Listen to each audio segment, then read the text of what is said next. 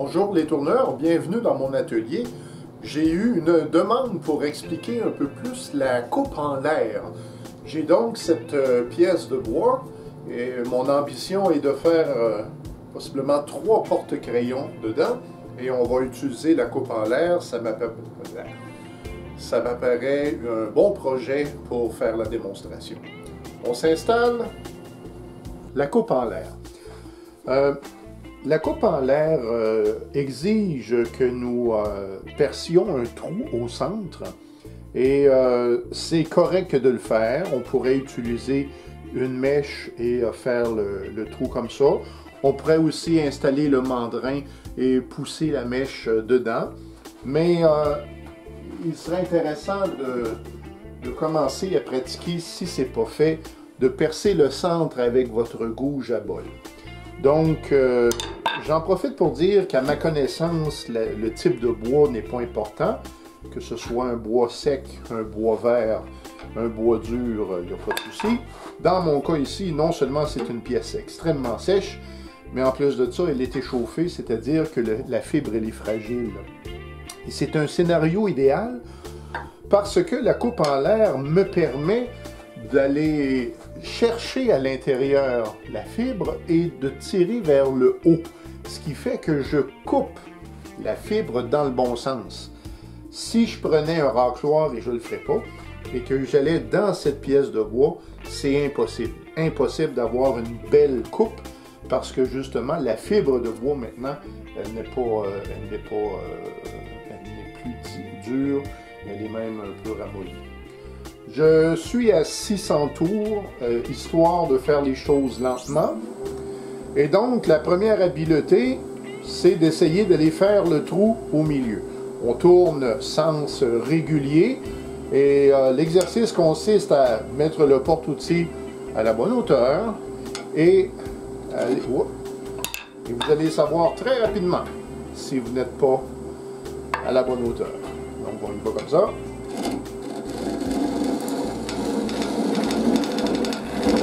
Pas normal d'avoir un petit peu de vibration, puis il n'est pas question d'aller jusqu'au fond non plus, là, ça ne fonctionne pas. On a 1 cm maximum 2.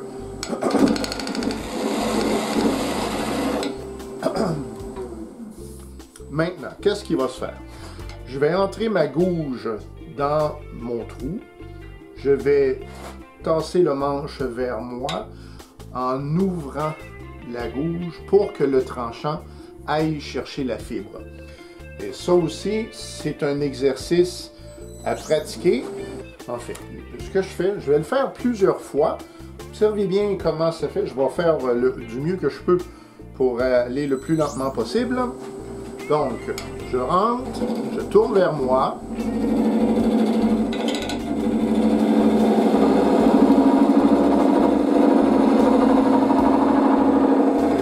Roule ma gouge. Comme ça. Pour aller chercher mon tranchant, j'ouvre le tranchant et c'est pas facile à expliquer.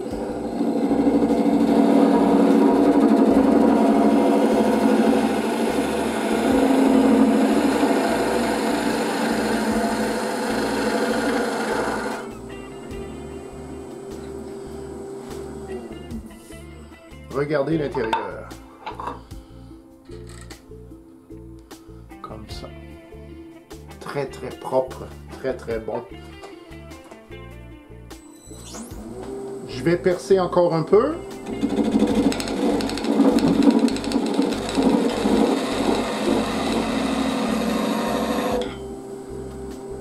J'ai percé de ça. En réalité, j'ai percé plus ou moins tout le tranchant. Ça va pas vraiment plus loin. Je place comme ça. Je monte ma gouge et je tourne comme ça. Le mouvement du corps aussi va être important. Vous devez faire moi là, je prends ma gouge là comme ça. Parce que des fois, si je suis mal positionné, ça donne des coups. Alors, comme ça.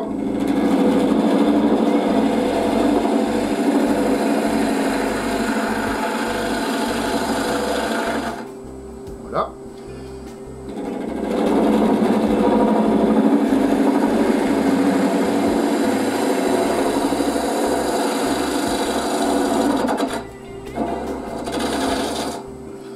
tranquillement, j'arrive à la limite. Ma gouge n'est plus tellement longue. Et là, ce qui se produit, c'est que je frappe mon porte-outils et j'ai plus de place de manœuvre. Donc, c'est comme ça qu'il faut faire. Je pense que l'image est mieux. Je vais prendre mon temps plutôt que d'essayer d'expliquer ce qui se passe. Alors, je suis fermé.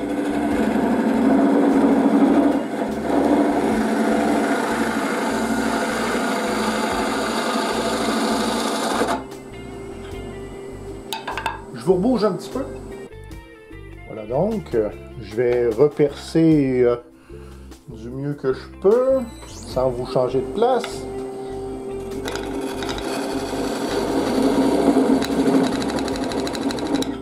Voilà. Alors, mais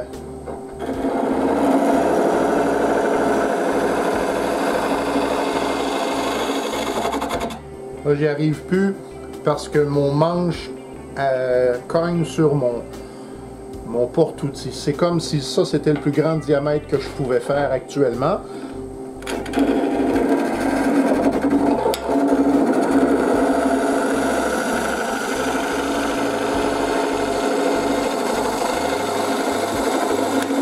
Je vais pas plus loin, parce que je suis pas capable.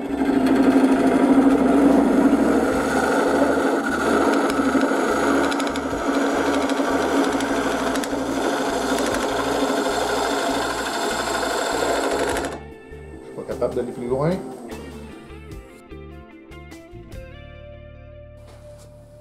Bon, je vais vous cacher un peu, mais c'est l'idée de voir qu'est-ce que ça va faire à l'intérieur.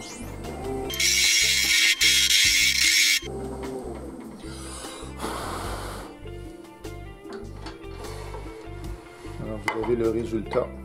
C'est de la fibre arrachée. Ça peut pas y aller, on peut pas faire ça. La coupe en l'air que je viens de faire est faite avec ce restant de gouge qui a pas mal d'usure de fait. Regardez, ça c'est une gouge qui est neuve. Et si je mets les tranchants à même hauteur, ben, j'ai beaucoup de vie de consommer. Alors ce que je vais faire, c'est que je vais prendre ma nouvelle, enfin oui, ma gouge neuve qui n'avait pas servi, ça va être la première fois.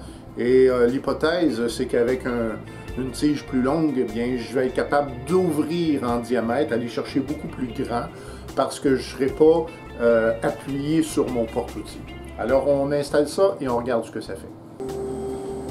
Donc, je viens de faire hors caméra le trou du fond. Et là, je reprends l'exercice.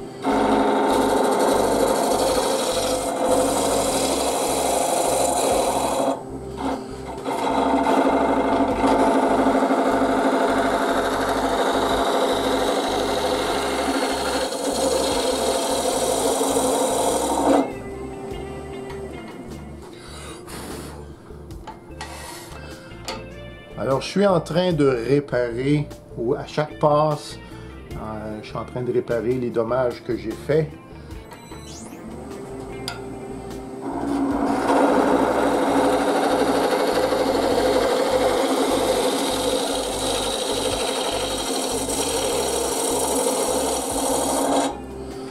Je sors à peu près à 1 heure.